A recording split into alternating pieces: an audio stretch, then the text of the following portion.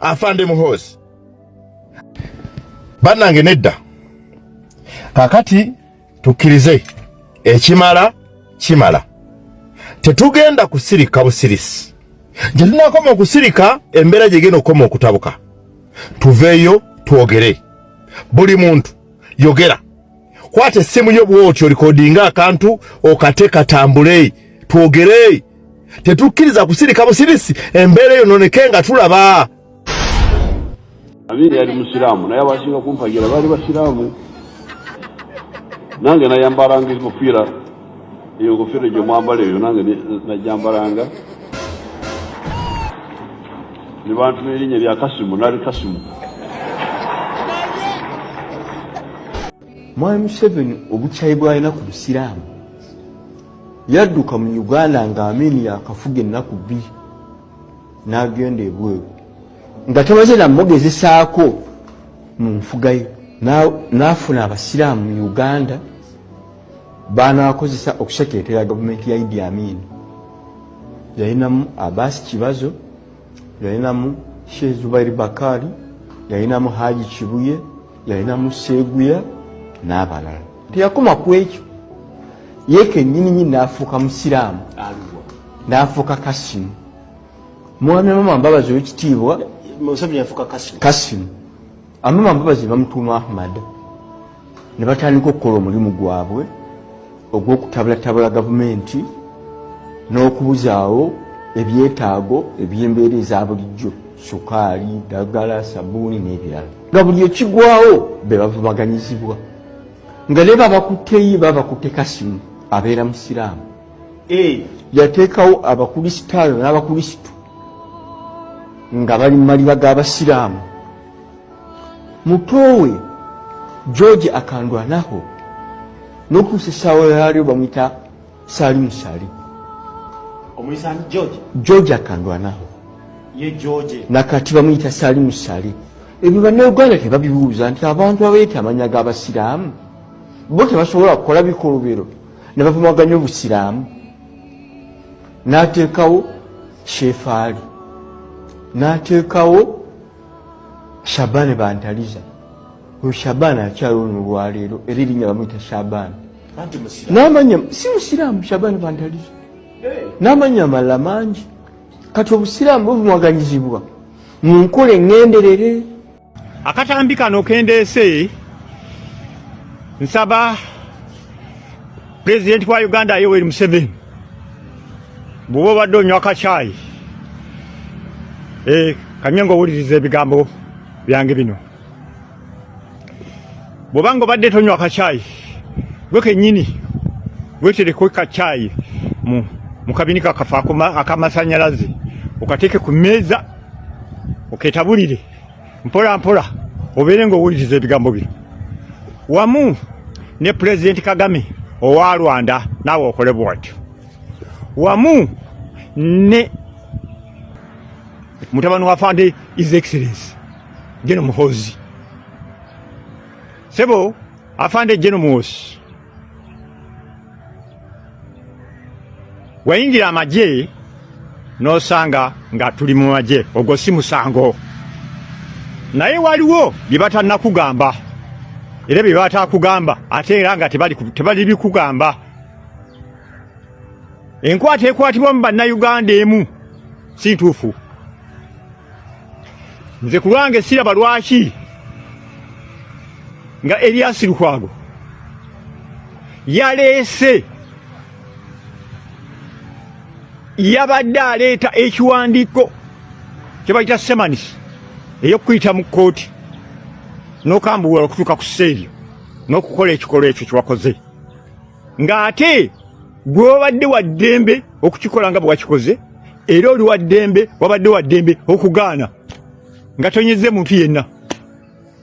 Ne bakunoonya ofiisi zo ne zibagamba ali ku mirimu emitongole balisigadde bagenda mu maaso oba kkooti egenda mu maaso nga gwe tewerinnyidde nayo.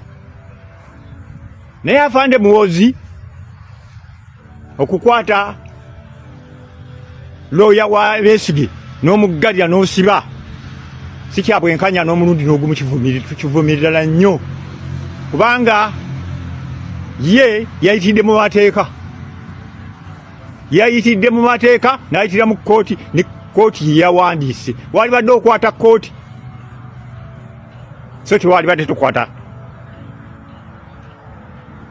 Lukwago kakati nno nkugamba ebigambo bino kubanga nakutegeezezza nkusaba obeere mwegendereza mukumpuliriza era ofuna akapapula n'ekkalaamu ng'ebimu owandiika batuuse n'okubeera nga babirinkwenga kikulagira naye nga bwe kyekifu kyakyo ate agagenda mu bitundu eby'eggaza mbu afande muwozi emirembe bino byonna bitambudde bwe biti bano nga balumiriza ebizze bibaawo mu Uganda ebimu obisinga obimanyi n'okupareedinga mbu bo baakuyise kupareedinga abasiraamu kakati bye bimu kubiviiriddeko waliwo ebuuzizzaako lwaki olutalo lwakkonyi lwabaawo balyegulako era lwakkonyi bwaki bagenda mu nsiko okubeera nga bagamba abasajja Abamerika benjogeddeko mwinna ab'ebitiibwa ne bannayuganda bwena njagala mumpulirize bulungi abasinga obungi temumanyi kyava ku ki bakkonye okugenda mu nsiko ng'ate oluusi tebandigenze mu nsiko ensobi yavaawa ampuliriza olunaku olwaleero afande muwozi mpuliriza bulungi ensobi yatandikira wa wano bwe twakwata gavumenti twasooka gobayo Obote ne tukwata eya Lutwa agaali amagye g'Obote gonna baagakwata buli gwe twakwatangako engalo zaffe nga ze gye tuli nga ffe situkkirizibwa badde ba officers twali ba officers ebiseera ebyo nga situkkirizibwa kumusunako tokkirizibwa kumukubako miggo tokkirizibwa kumusuna kumuweereza butereevu ku kitongole ekya military intelligence eky'abasaidi nga batugamba babatwala butereevu luzira naye ekitongole ky'aba intelligence ekyo kyali kikulirwa nga kirimu abannalwanda aba Fred Rugema afande President Kagame wa Rwanda be baali beetoolodde ekitongole ekikessi mu poliisi ne mu magye ga Uganda baatulugunya nnyo amagye agaali ag'Obote era bangi ne bafiira mu kkomera eruzira ng'ekyo nkyogera sikirumamu abasibe abaateebwa okuva eruzira abaali abamagye g'Obote bansanga gulu kitigumu ku Hilltop mu 16 brigade nga tebafaananikako nga baasigala magumba babawe embazzi ne babawe enkumbi ne babawe ebitiyo ne babawa ne kasooli nga babasirise kuddayo mu kyalo kulima naye baatunyumiza nga bakaaba naffe ne tukaaba kubanga babateeka ku kisaawe ekyali munda mu defensi yaffe ekisaawe kyekitigumu ekyabasambi b'omupiira kyali mu defensi yaffe munda baabeeranga mu kkomera nga bakubiddwa emiggo emingi ennyo babakuula amannyo ensigo zaabwe z'abasajja bazikuba n'ennyondo ku jjinja nga bateekawo wansi w'ensigo ez'abasajja nga bateekawo ejjinja ensigo n'eddako ey'omusajja kuno kungulu ne bagikuba n'ennyondo ne bagyasa abandi ne bafa emirambo nga gimalamu ennaku 4 mu kkomera giyinza okuba mu 10 oba emeka ne baleka bagijjamu okugenda okugiziika era nga bo be basima entaani ezo era baabuukiranga waggulu okulaba nga bakomyewo kale naffe twabasanyukirako okulaba nga bakomyewo abo abaali abalamu ekyaddako kiki ekyaddako abantu bajja bagamba Kkonyi ne bagamba Alice Dakwena ne bagamba ani naye nga yasookera ddala okutandika olutalo olulwereberye baali bamuyita Ojuku ye yatandikawo olutalo lwa mambuka gonnozani olw'abakyoli n'abalaŋŋo lwe baalimu olwa Kkonyi nekuleke kudekola Kwena nga abakolomojo bamaze okukuba Kkonyi Ojuku bamuse nga abakimye bajja bamuyambeko ku lutalo lwatandika lutya yensonga enkulu olutalo ekyalutandisaawo nze mu biseera ebyo nali director of operation and training nga ndi FTO mu kibinja mu 9th battalion mu kibinja ky'omwenda nga nze nkulira ebikwekwekwetero n'okutendeka amagye mu kibinja eky'omwenda naye kyewuunyisa nga ffe officers naddala akulira ebikwekweto nga tetumanyako ku nsonga eno. So ng'ekitongole ekikesi kyalimu abalaalo n'abanalwanda. Sikoza busosoze wabula nkubuulira ekituufu ekyali mbeera yemu bwe twabadde tutandika twayogedde ku mboozi ne twogera ku nsonga ez'abantu ebikwekweto mu kyama ng'ate mu kukola obukesi waabwe baali balina kuyimirira ku ffe abakulira ebikwekweto nga bakwata wansi ne waggulu nga balina kukwataganya nawo ffe wamu ne tusindika abakesi naye bo be bayitanga ba wabula nga bano bangi era nabo mbabolaba abalala baddiranga emmotoka zaabwe intermarriaginga oba bayite okufumbirigana ngaziteekamu emundu abalala wabula nga embeera bano abatava Rwanda akuliriza okusinzira ku mboozi eno nga bwetambula omusajja naye nga basoose kufulumya abantu abakwatagana mu kitongole kikesi be bayita Rwanda tebalina buzibu bafuluma babiri nga bali mu ngoye za civilian ne bafuluma enkambi nga bo officers tetukimanyi wabula ekyo kiri mu kitongole ekyabalaalo ekyabakesi mu kitongole ky'amagye omusajja kati abo be bafuluma bebatuuke ebweru bagenda babiri mpaka lwawera 24 babazalira munda mu ggwanga ery'Uganda wabula bajja kunalumiriza n'agamba nti n'emmotoka zaabwe bazze babiri basatu n'emmotoka ssatu buli omwe n'emmotoka ye buli omwe efuluma ku lulwe bwe bakyuka ku kota gaadi abali ku kota gaadi balina kukuba ku saluti bo beetwala nti Banyarwanda ne bwazaala abaana n'abaana ne bazaala abaana n'abaana ne bazaala abaana basigala beeyita Banyarwanda era bano bw'alinnya ennyonyi nadda mu nsi y'e Rwanda agamba nkomyewo ne bw'aba talina butuuze bw'e Rwanda ng'e Rwanda talina n'omu amanyiiyo naye ng'amanye ekigambo kimu nti nze nava mu Munnarwanda wadde banzalira mu Amerika wadde banzalira UK naye nga anzadde Munnarwanda ono teyeetwalanga mu Ngereza teyeetwalanga mu Amerika omutima gumubeera eri era alwana okulaba nga addayo kakati nno ono agamba nti ono bw'oba omuzaddemu abaana oba omaze byambulago ebiseera byennyini ebiwedde emirimu omusajja alumiriza agamba ne bw'oli muzaalamu abaana abanyirira abalinga abayiwako amazzi ne baganywa ono omukyala tali batwalanga baana kati wuliriza alumiriza n'agamba nti abaana baalizaala ku musajja nga Munyarwanda kakati abo ne bafuusa abaana bo njagala nnyo otunulire emboozi eno owulirize ebigambo bino otegeere bw'oba olina omukyala ono sigambye nti bonna naye okusinziira ku kiriwo okusinziira ku bye tuwulira n'ebyo bye tulaba omusajja yongera okulumiriza agamba nti I studied these people nabasoma abantu bano mbagoberedde mbatunuulidde ebbanga nzize nga mbalondoola wabula ng'abantu bano ekituufu kyennyini kye bakola kyekyo kyennyini bw'omuzaalamu abaana tebabeera baana era ku ye tabatwalanga baana mpaka lwalifunayo oyo bwe bafaananya eggwanga bwe bafaananya endowooza bwe bava e Rwanda olwo naye n'amuzaalamu abaana era abo baamuzaddemu ne bwe baamuzaddemu mwana omu oyo gwatwalanga omwana wabula bano bonna abasigadde be yazaalamu ggwe atava munda mu ggwanga erya Rwanda abatwalanga bisasiro bibeera bisasalala tebabeera baana kati okusinziira ku musajja ono ayongera okulumiriza n'okutegeeza ensi nti bw'oba owasa nkwegayiridde wasanga otegedde bw'oba weegomba weegombe ng'otegedde wabula olwo n'emboozi endala ze twakola nga zikulaga nti waliwo abantu bano abasombebwa enkya n'eggulu nga basolosa ne bayingira munda mu ggwanga erya Uganda nga tebalina na biboogerako oba nnangamuntu oba kibbali oba ID yonna wabula nga bakukusibwa okusinza ku mawulire twafuna gaali galaga bano baggyibwanga e Rwanda mbu ne bayitibwa munda mu ggwanga erya Uganda bwe twali twerekedde okuba akalulu ak'omwaka 2021 wabula ensonga ogimbuuza lwaki bakukusibwanga lwaki baleetebwanga waliwo ofiisi omu yali ku Mbabule FM n'ategeeza ensi nti kikyali kigenda mu maaso wali mu bitundu eby'omu maserengeta mu bboda ya Uganda.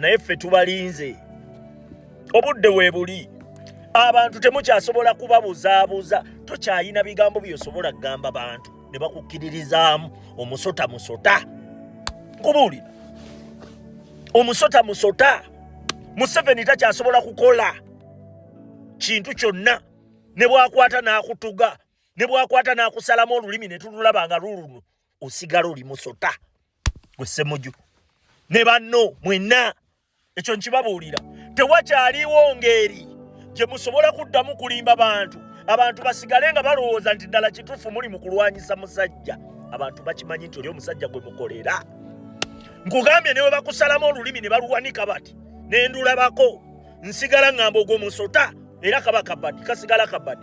Bino bya bufuzi. Mwe bantu mwenchi manyi muli ready okukola kyonna okusigala nga mufuna ebyo bye mwagala. Yes, oba bakwambaza pampa, oba bakukozesezza biki, oba bakukozesezza biki, omusota ekyo nkikubuulira. Ffe tumanye emizannyo gyammwe nammwe. Obadde okkakanya musajja ku ntoba omusajja gy'atobamu n'eggwanga n'obusajja ne challenge omusajja z'asanze gwe n'olaba ng'osobola okuvaayo n'okola statement ezikkakkanya omusajja oyo. Nedda ssebo. Kaakati ssaawa zino mwagala kutulaga mbu naawe odduse mukoppa okyegedde olw'okuba omukulembeze ssaawa zino tali mu ggwanga. Kaakati naawe oyagala kutulaga nti challenge z'ayitamu naawe z'oyitamu. Gasiya ffe tumanyi baani abaffe tokyasobola kujja ne bw'ojja nkugabe Museveni ne bwakusalako olulimi n'aluwanika mu bbanga wano bwe bati osigala oli musota gwe Ssemuju nganda osigala oli musota. Kaakati Museveni ali mu kubazimba ayagala laga nsi nti waliwo ekikoosi ekimulwanyisa ekirala ekitali kyabaki ekitali ky'NUP. Nkubuulira bino bitegeere. Mwenna mukolera musajja wabula bakuteeka butesi mukyusa position. Leero obadde mu parliament enkya bakuteeka walala naye nga gugegolo eryemu kusibira musajja oyo kusigala nga afutubbala ku bannayuganda. Salamu alaikum.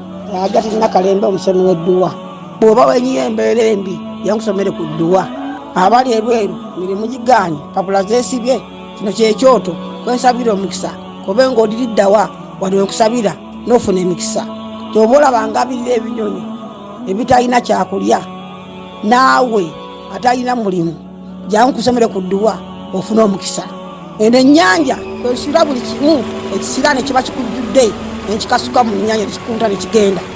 Nze Agati Nakalembe kambawo ennamba yange yeeno 075237529 temuddeeyo nemwebakira ebizibu mukole ku nnamba yange eno. Breaking news eriwo gye tulina kati essaawa eno. Breaking news, omanyi nabagamba waliwo omuntu ajja n'asuubiza omuntu naye ng'omuntu muno omubutuufu omusuubiza ki?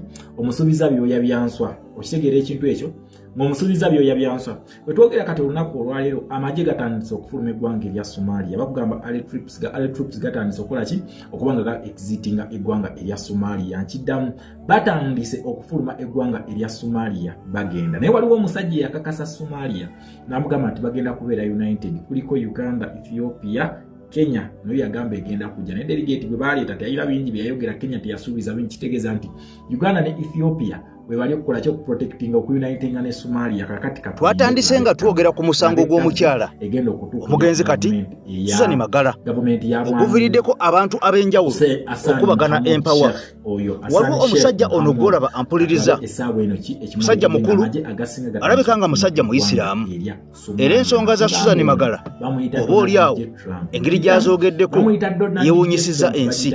Abantu banyiivu, abantu bakambwe, abantu bakoowu.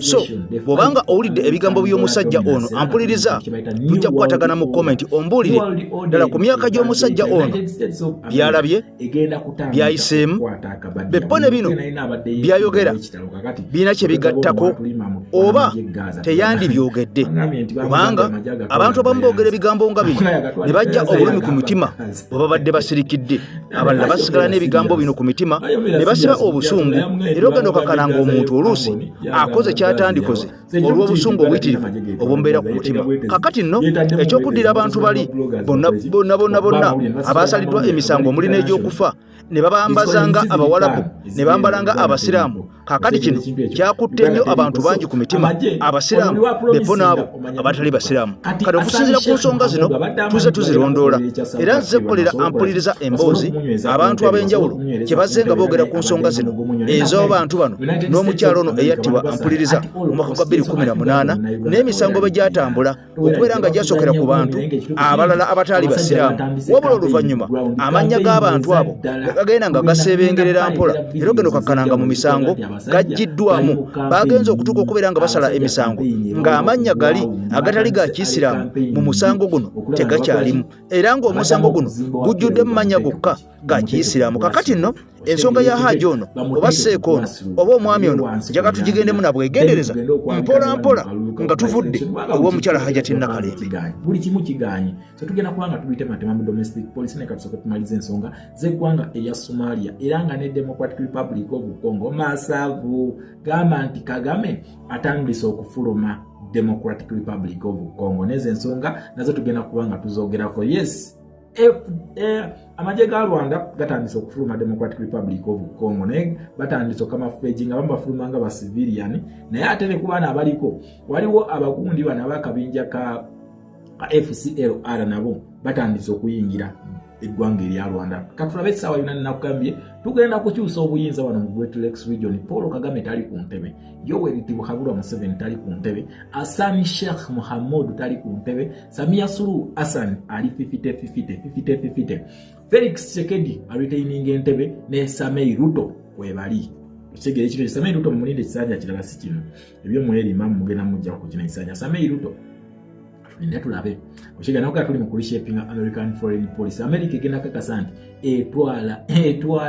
etwala Great Lakes region ate Great Lakes region nabagamba nti kuliko ono yayina emputtu kati yasuubiza omuntu agenda muwa amaje kati bana batalinda bo abatalinda kyambika abamanyi kiki badiringa nacho bagambe ffe katukwata amaje gaffe tufulume eggwanga erya Somalia obanga America bwate wasaze utino tufulume tugenda kubanga tufulume tusobola genda mu further confrontation n'eggwanga erya United States of America. Kati waliyo wemputtu ye ayina amampatige akati katusoka mweno statement official etuwereddwa eri bweti kanji kusomera nabagamba buli tugenda kusoma buli report ku report gwe kyogenda okukolera kimu kyokka gwe tambuza video munansa akole agitegera nze kubikutuusaako kiki kyango gwo mulimu gwango okulaba nti nokumanyisa geopolitics ogenda kumanya Uganda nga weekyuka ono domestic comedy gwe bali mu kukuzanya that domestic comedy tomuwana attention mwesonyiwe tutunulidde geopolitics njagala tutunulye His Excellency Kyagulanyi eri gyali eyo wali akazanyo. However eno tulabisa ku ground kubanga tugenda mu by election these faces ezituzanya facade still senga budde mungaddemu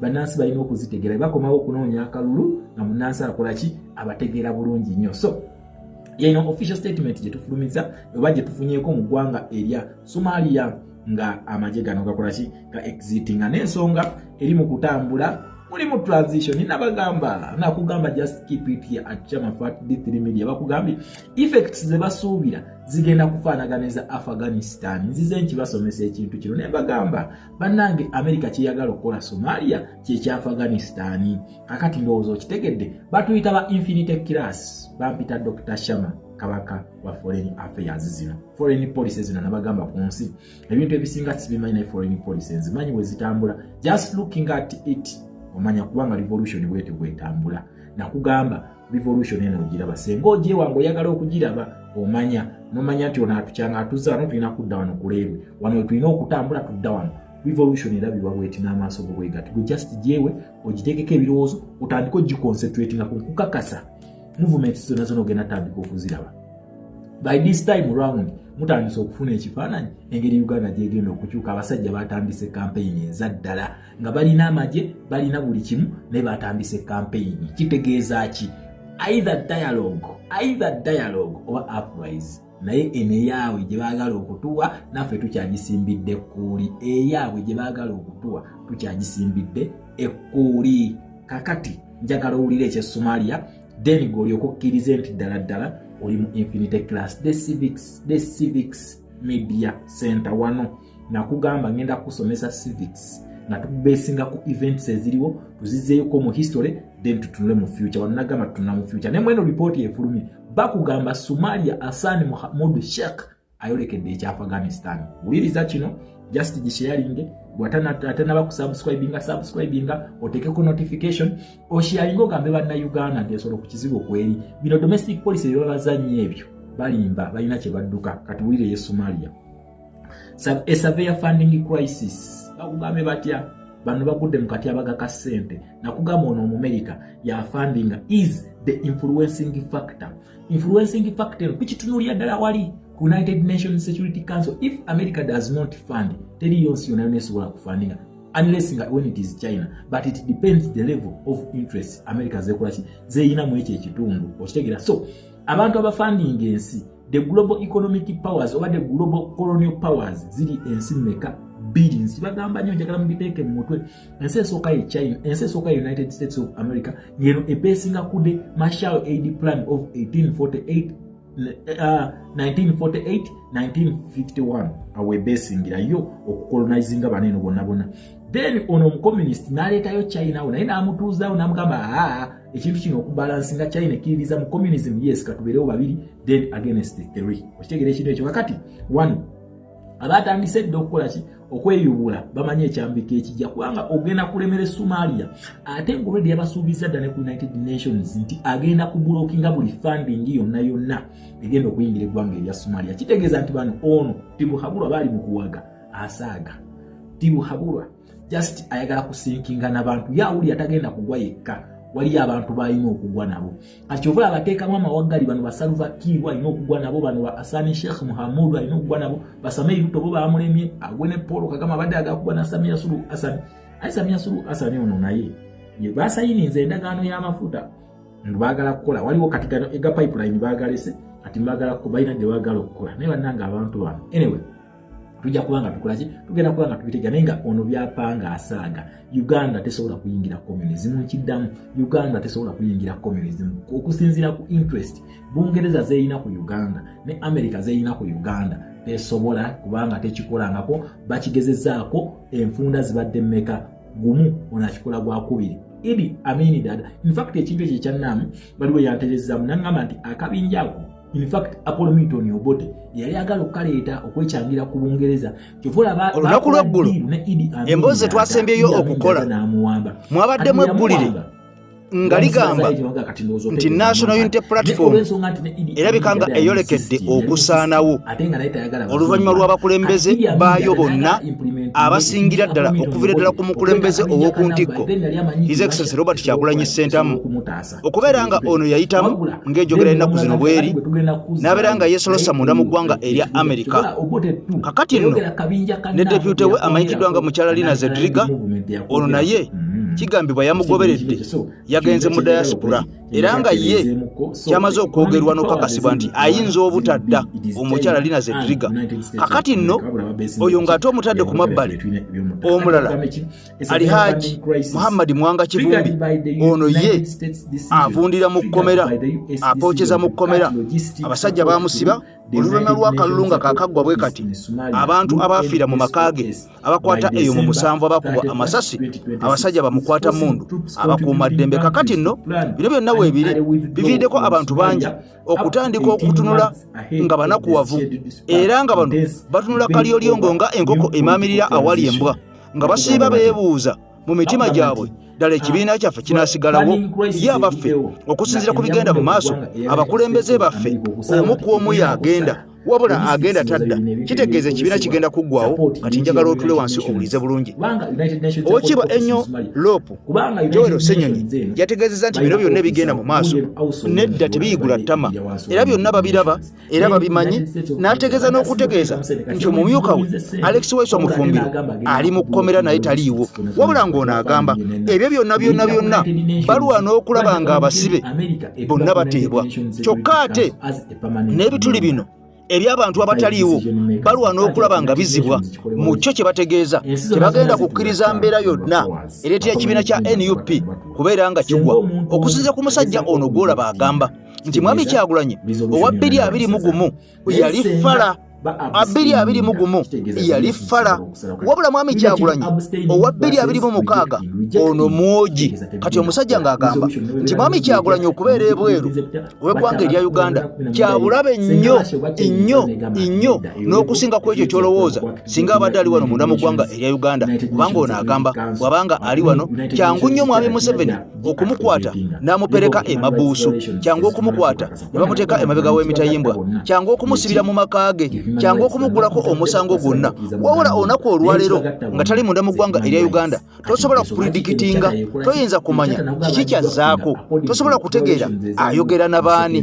tosobola kumanya byayogera nabo bigenda kwafekitinga bitya, birina kye bigattako ku nsi yo oba byakutoolako, tosobola kumanya gwayogedde naye akwagala oba takwagala, era tosobola kumanya apulaaninga ki wakudda, ye bw'anadda agenda kudda atya, agenda kuddira wa, kiki ekimuzza. Kati omusajja ono emboozi ye yeewuunyisa, bya Mwami Kyagulanyi biwulire. Ekitundu ekimu ne kitwalibwa abakomunisiti, ekitundu ekirala ne kitwala baki abakapitalisiti, naye omuntu eyasinga okubonaabona ne Japanese Empire. These are the Asian countries, especially China eyo. China eyo yabonaabona nnyo ne Japanese Empire eyo gye mulaba eyo. Japanese Empire atulugunya China. Ibula China kuluno yagamba bakulu nange kangende ku permanent gundi. So ebirabirako ne Japan eno okujiwa ebibonereze bikakali nti ku United Nations eyo amaje ne Japan eno okujja mu peace mission kizibu nnyo, bayina ebintu ebirala bagiteekako ban nakati ekyagiriko eyo gyolaba ku maje gayo Japan eyo. So kyava kweyo crisis eyo yaleetebwawo the Japanese Empire bamaze okugikuba ne overthrowing kubanga wedi waneno empire ezimu zaali zigudde. Right now only the British Empire. British Empire by then during the Second World War yokayoka ejjukira utujjukira ekyafayo ekyakolebwa India nti yakwata amajika kadde kalamba n'ekawa Bungereza ne mugaba mukulu wemala olutalo olwo twetaaga independence yaffe. Temuddamu kutwogerako, temuddamu kugira kimu, twesonyiwe. Okitegeera ekibi ekira Bungereza yakikkiriza, India n'emuwa amagye. Okitegeera bemuwa amagye akakadde kalamba ne bagenda ne bakola ki, ne balwana ne baleeta n'amagye mu zino ensi okusobola okulaba nti bayimiriza empire ziri, kubanga nagambye empire yalikemu, that is the British Empire. Then nga tulina waneno nga tulina Soviet Union alongside the France or French army or troops. So waneno ono okuwithdrawinga bagavumenti kakati kireesewo pressure n'okwebuuza kireetedde ensi ezimu okukola ale withdraw okutandika okufuluma Somalia nga tebinnakola ki, tebinnatabuka, ne bagamba owaayi feka tulekera katandika okukola ki, katandika okufuluma. Bagambye kigenda kutwala emyezi 18 myezi 18 kakati wano bubagambe kakati katusooke tukole kitufulume ne bagamba nti kireeseewo n'okutandika okulowooza ku political transition egenda maaso mu ggwanga erya Somalia. Gavumenti ya Somalia ebaddeko n'amagye, kiddamu ebaddeko n'amagye ng'ekuumibwa magye, wabula kati batandise okulowooza ku political transition. Njagala jjukira nti United States of America eno nga Joe Biden yali akyali yagamba Hassan Sheikh Mohamud n'amugamba tegeka akalulu, yesaawo tegeka akalulu mu ggwanga erya Somalia, nga bayiseewo bali close to 25 years nga tebalaba akalulu abo aba Somalia abo, n'amugamba kati yesaawo tandika okukola ki okutegeka akalulu. Naye nagamba nti ono Hassan Sheikh Mohamud ye muntu akyasinze okutya akalulu oyo y'omu n'owe Uganda wano engeri gye batyamu akalulu. Kyokkola abantu bagenze ne mu ali campaigning, batandikiddewo campaigns, okitegeera. Hassan Sheikh Mohamud ye muntu akyasinze okutya akalulu ye Somalia oyo. Lwaki? Kugambe ne gavumenti yennyini teyalondebwa, tebagironda bannansi b'e Somalia, bali balonda Al-Shabaab. Kati mu kulonda Al-Shabaab ono omwami ne bajja ne bamulayiriza wanene Kenya, then ne bamuzaayo akole ki, akulembere. Kati ekyo kyo akitunulamu n'amanya nti saawangula nakalulu bannange ate abasajja banzize mu kalulu. America alina omuntu gwe yabadde aleeta naye erinnya ly'ezzibu, naye njadikopinga okuddako mu vidiyo enaddako nja kuba ndi bategeeza. America ebadde erina gwe yereeta, kyova olaba ono Hassan Sheikh Mohamud yasooka n'abulookinga ne America n'amugamba bannansi ba Somalia nzikiriza naye tobazza waneeno, tebajja kuyingira wano. N'amugamba bannansi ba Somalia mukulu bwewepankirako, they have a right to their country. Ngono amaze omupangira political movement egenda okukola ki okumugyamu. Kati ono Hassan Sheikh Mohamud amala okufuna intelligence eyo n'ababulokinga n'abaga temukola ki, temuyingira waneeno Somalia, n'abagamba bajja yingirayo ku mpaka kubanga bannansi baki, bannansi ba Somalia bajja kuyingirayo na kibuli. Okitegeera ekintu ekyo. Kati we balabye nga asobola okukola amapa nti n'okuteekawo gundi eno nga bamuwaga eno Uganda emwaga, manyi eno Uganda ekyasinze okuwaga efuula abantu bakiwagi naye ng'ate ekyasinze obunafu nkiddamu. Uganda ekyasinze obunafu naye ate esinga okufuula abantu bakiwagi. Kyobula Salva Kiir oyo omusajja teyandimutute paka economy okugituusaawo singa yabivaako. Bino byaliko musimanyi Riek Machar amututte mu kkooti, biki ebyo tubimanyi. That is how dictatorships operate. Babesije bali mu kkooti, Balukwaggo bali mu kkooti, bangi bali mu kkooti, ne balina emisango gye bazza, Mama Miriam Matembe bali mu kkooti. So that is total comedy. Ate kimujjaako ddembe ekola ki, kwesimba mu kalulu, tekibimujjaako, kitegeeza nti Riek Machar ajja. Okitegeera ekintu ekyo. So tulinda just December, wakati omusibe yagenda okugenda afuuke kundi kale. Anyway, katwetegereze the funding crisis, kino kye tuli mu kwogerako, the funding crisis. The funding crisis. Okitegeera ebyenfuna. US pullback. Tuli ku the funding crisis. Yes, tuli ku the funding crisis. US pullback. The Washington informed the African Union that it will stop backing the United Nations the United Nations Support Office in Somalia logistic after the current mandate expires at the end of 2026. Bakugamba bati anti America okusalawo okubipowa yagambye nze sigenda kuddamu kubapandinga sente za mu office ya bagita United Nations Support Office mu bangi ya Somalia yukundi yo gyebateekayo nga ibadde bafandinga sente era ne logistics gyebadde zisa era America yabadde nga biggest funder kyobola America ono ali mu kwagawagansa azigamba muve mu ICC muve mu ICC yakimanyi nti asobola ozibeezaawo. America alina sente kyekituufu. America alina sente tukirize tugaane yafandinga ensi kati kyobola bazikako ensi ezisinga muve mu ICC kati okujjako zino bano balina ebikolobero bano babagamba amusoke jjukira condition y'okuva mu ICC olina okakasa nti olinayo omusango kati General team yetasobola kuvaayo ensonga alina omusango gwalina okusooka okumaliriza mu ICC then balyoke bakoleki bafurume okikira kubanga ICC America si yegifandinga kati eyagala controlling bulungi ensi bacolonizing nga sente zaabwe yezikola kyeziwa jukira oli sente zino eza United States of America badde zisa mu bitongole era biggest funder wa United Nations abadde United States of America okisegera ekintu ekyo naye nga abadde ziyita mu organizations kati kuluna yagala zibawe direct alioka akufuga olyoka okitegere America kyagenda okutukola kino ekijja si muntu kiddamu ekijja si muntu mwesibe bbiri kubanga America kyagenda okutukola it is direct colonialism by the United States of America agenda bacolonizing abona nawe mulowooza nti ba super power nabo agenda bakwata abacolonizing so kakati ye agamba contract ye wegwako ng'ennaku z'omwezi 3 December mwaka gwa 2026 tetugenda kuddamu kufandinga kyekirese ensi ezimu zine zigamba zo omusajja tumumanyi tetusobola kumwekiikamu katukuviire tukoleki tweyongere okulaba nti withdrawing okukola ki support mission eno gyezikwaki zigambe waye akasente akabulayo b'emyezi teginnagwayo fetugenze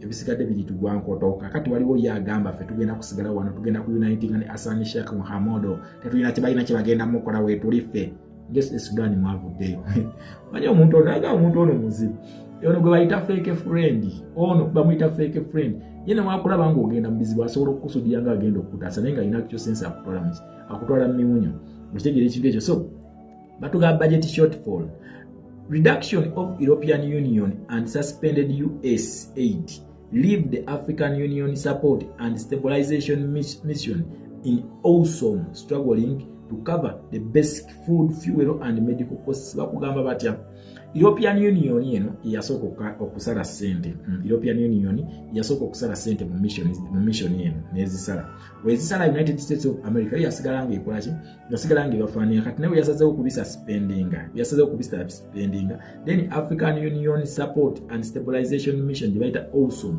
ebiresenga bikolachi basitwagolinga okavalinga the basic fuel, food and medical costs. Tebasobola bikaba kati bino byembagamba continent eyina ensi eziwera 5 mu 2 European Union teri wano ku continent yaffe si kweri then woleeta ne United States of America teri ku continent yaffe naye ensi 5 mu 2 tezisobola kwegattagatta gundi budget yazo ne zigamba katwe Somalia sente asigalinga bano wadde bagenze tusigalinga tukifandinga tebasobola. This is how local this is how stupid these leaders are. I won't use the word local, they are just stupid. United States of America, it is one. Ne European Union n'ekitongole kimu. Nemmwe muli ensi 50 ezina ebyobugagga ebitayinaayina nkiddamu. Tulina ebyobugagga okusinga European Union, okusinga ne America. In fact, ffe tubaguza n'obaguza. Naye tebalina sente zisobola kubeezaawo ensi mu Africa bweti. Okay, tusigale ensi 5 mu 1 tezisobola kufandinga oli. Tezisobola. Olunga ng'agenze United States of America ne European Union kati buno bwe busiru abakulembeze baffe ne bagamba Africa eno ebonaabonera okubanga tulina abakulembeze abasiru. That is the problem. Tulina abakulembeze abasiru who serve the interest of their masters ne babba interests z'abanasi. When time comes when they need the support of the natives ate already banasi babeera baavu katunako olwaleero njagala otunda Uganda we cannot support our economy tetusobola lwaki bwe bajja mu ntebe bonga bakimanyi nti eri bafuna sente baba salary sente baziwa families zaabwe ne bagala okufuga population nga njapu kubanga bakimanyi nti no omwavu afugika little did they know nti beekubira kabazi ku gundi ubukyayo balina ku Idi Amin tebabayamba kuyigira ku Idi Amin otherwise bandi badde bayize ono musajja yakikola ate okusobola okuwangula olutalo bali batadde ku Idi Amin dada n'abakubira mu game yaabwe kati kukwakubira mu game yaabwe bano bo bajja n'obukyayi ku Idi Amin dada okubanga baagala okupurizinga kone master wabo kubanga obabuuza Amin yabakolaki ono mutabani alina emyaka 5 kakati n'omubuuza Idi Amin Dada wamulabako ng'avuga ebyomuwayiriza ninajja n'akola speech enayina ng'ali serious Amin n'akola bw'ati nga bagimuwandiikidde mu buwandiikizi n'omubuuza byogera ku Idi Amin Dada obimanyi ddala mwe byemukoze byenkanankana nebya Idi Amin Dada bye yakola. Idi Amin Dada yali asse ku bantu abali innocent n'akwata emmundu n'akeera ku makya n'akwata emmundu n'ayingira ekibuga n'atandika okuba abantu ng'akuba ebiyenje. Idi Amin Dada yali akikozeeko kati oli asoma speech mbwakuba Idi Amin Dada era gavumenti yaabwe ennungi nnyo nonsense. Okitegeera ekintu ekyo mbwagira Idi Amin Dada teyakeerako n'ajja mu kibuga wakati n'atandika kuba abantu 18-19 mwagiraba real massacre. Abasajja ne bakupira ddala abantu amasasi ne bakuba n'obwana obuta amasasi. Okitegeera Idi Amin Dada yali mu binyonyo okubasinga was a brutal dictator nonsense. Okitegeera was a brutal dictator. Idi Amin Dada banansi bayavuwalako okutuuka wano nga teyakwata na ku byabugagga bya mu ttaka byansi teyatulekera bbanja lyonna. Bano beewoze bakutte ebyobugagga byaffe ebyobulimi babikutte buli kimu bakikutte n'okutubbako ettaka nga bwe balitunda nebibyo ensi ebalemye. Naye kati bo bagamba nti bo bakitalo nnyo okusinga Idi Amin Dada ebyo musiriwaze basiru niyo propaganda wa moyo fete generation yaffe tagenda tukola ebyo emuddawo nga mutulima twagenda musiko twabatumako munsi badde tungamba ye biki ebyo bimwagenda okulwanya bimutafunye emyaka 4 mutufuze emyaka 4 biki bye mutafunye bakulu mutuviire oya akajanja ale exit plan troops contributing nations like Uganda, Kenya, Ethiopia are forced to prepare for an accelerated withdrawdown to do at the sustainable financial errors. Bagamba ki ndi amawanga nga Uganda sewannaku ng'ayagala na pulaani ya Gaza. Kati loozola aba bano obulimba bwabwe buli. Kati ono alaga nti asobola n'okusupportinga Somalia ate n'akulaga nti atayagala ddiiru ye Gaza. Kati either asiriwaza Sheikh Hassan gw'asiriwaza oba sikyasiriwaza bannansi kwatiko bibiri kwakola ayagala ddiiru ye Gaza ya America ate yakulaga nti balina ssente okucorrectinga financial errors ezaki za Somalia. Kati niweebuuza ani asiriwazani oba ayagala gikozesa nga leverage okusobola okugira anyway sijja bigenda nnyo deep naye nze nsaasira Uganda n'omuntu yenna yina agyesigulirako. Okitegeera n'omuntu yenna yina agyesigulirako amma katobe ku impact wano wenjagala otegeere nnyo amatuugo njagala otegeke amatugo impact on Somalia's political future. Ki ekigenda okuvaamu okuva ng'ennaku z'omwezi 31 December. Ki ekigenda okuvaamu ulira wano otegere nti oliwa infinite class shift from purely military focus bakugamba batya bigenda kukyukamu bibeere ng'obukulembeze tebukyali bw'amagye kubanga ono mugambe Hassan Sheikh olwokubanga nti Abamerika bano bamuzzaayo na mmundu babadde nga bamukuumiddeko na mmundu kati bakugamba bigenda kukyuka mu kkomo obukulembeze buno bw'emmundu bugenda kuggwaawo n'abadde batufugisa emmundu bagenda bamala amampa nti bonna bagenda okiga so bakugambye shift from a purely military focus bigenda kukyuka bigenda kuba ku military tulabe nti ba civilian bagenda kwediza ensi yaabwe kyobolaba America gamba mwena Abasomalia muddeewamu sigala kudamu na kufaninga mission nakugambye mu kisenyi tugenda kubuwonako nkiddamu awo mu kisenyi tugenda kubuwonako kuba ensonga buddayo waabwe bonna kati Uganda kasita tebaddamu kugiwa ssente kitegeeza tebakyalina ssente zikola kizibuweezaawo ate landiro lyalina okubanja ebizimbe bye kakati kitegeeza bugenda kubeera wano buli enkuta bwegaaya enkuta nga bulina okuddewa Uganda egaba nange sikyabasobola refugee program ya mu America yabivuddemu mugende mbadde mbakubako enjawulo naye kati enjawulo bagirinnyeewo mugende sikyalina njawulo muddeeyo wammwe tugenda buwonako mu kisenyi obwadde bwantamaatama ddoowo okitegeera bwantama obusanga ekawalagaali bweyambaza sebo oyinza okugamba spirit zaabwe oyinza okugamba tuli Somalia kumbe abaye batukola mu nsimbi ensi yaffe bagiguza dda Abasomalia kakati kaba bajjeko ssente ezo mugenda kukiwulira okitegeera mugenda kukiwulira bakugamba batya regional leaders acknowledge that 2 decades of military pressure have not fully neutralized Al-Shabaab, making an inclusive political strategy vital. Bakugamba batya bakugamba nti emyaka abiri gibamaze abakulembeze bano bakkiriza nti emyaka abiri gibamaze mu ggwanga erya Somalia tebasobodde kusaanyaawo kabinja ka Al-Shabaab tebasobodde kasaanyaawo kitegeeza nti kigenda kuleetera Al-Shabaab okuba nti no ebyobufuzi by'eggwanga erya Somalia ebyenyigiramu direct. I told you about this. Didn't I tell you about this? Sachi bagamba ngamba nti teacher Shama Dr. Shama twakikoonako kino nabagamba nti kakati Al-Shabaab egenda kuyingira ebyobufuzi bya Somalia era kati kwekweraliikira kw'abaana ababbi. Jjukira Somalia ensi zino ezigitulugunyizza, Al-Shabaab eno ensi ezigitulugunyizza ezimanyi. Era tusabe nnyo Uganda eno naaveeko kubanga Al-Shabaab ejja kwagala okukola revenge, ejja tubulookinga, tejja kutulumba, nejja tubulookinga buli wamu. Tusigale awo nga tuli surrounded kati ono naye era kyali mu kubala Uganda esigale ngeri isolated kati bavuga nti Al-Shabaab enegera lwaki kizibu nnyo okulwanyisa amaanyi g'abantu tosobola otuuka n'okola kino opoa tosobola kulwanagana n'abannansi. Al-Shabaab y'abantu badde bagita terrorist group biki naye n'ogundi y'abannansi bannansi bagambe ne gavumenti gye twalonda era gye twagala tugenda kufana buli kiramu. Kati America atuuse ekiseera n'eraba nti ate ono atandise kusavinga interest za mu Russia ng'ayitira Museveni naga kansooke nzire nkwatagana ne bannansi ba Somalia kugambe Al-Shabaab ye gavumenti eyalondebwa bannansi b'eggwanga erya Somalia tebeerangako terrorist group. America yakeera ku makya n'egituma terrorist group naye Al-Shabaab is not a terrorist group, it was the government in power. Wabula bano baali tebagisiimye nga balina okuleetawo ebyemmundu. Kakati bakugamba nti kakati Al-Shabaab ebeera ng'ebalemye ebyasa bibiri okulwanagana nayo. I mean decades. A decade is a period of 10 years. Kakati gy'emyaka 2.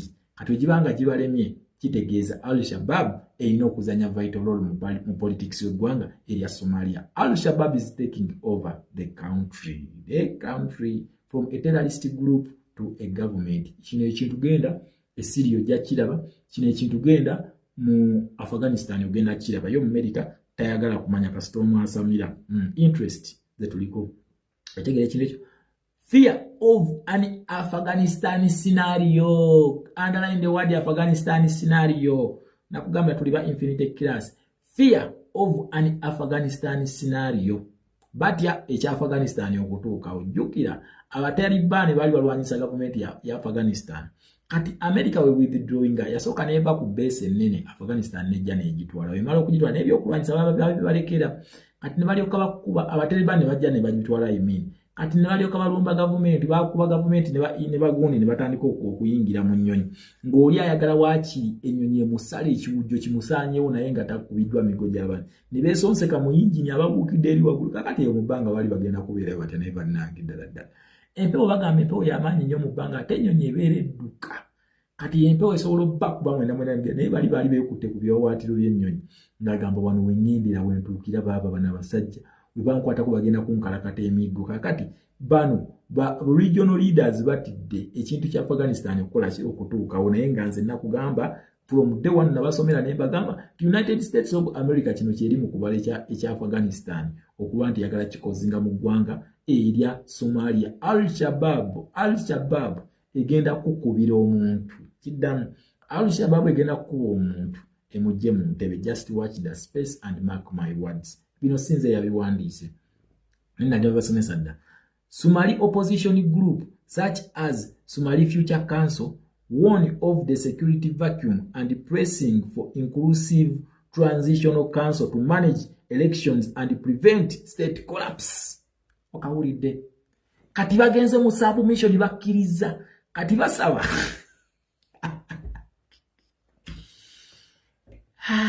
Jajativu. Kati wano tusoke tufunemu ka moment of silence tugambe nti bawanise. Bano batya Al-Shabaab bagitya. Al-Shabaab eno bagirwanyisiza emyaka 2 naye tevanga kubanga maanyi g'abantu. Kati batandise okwegayirira bakole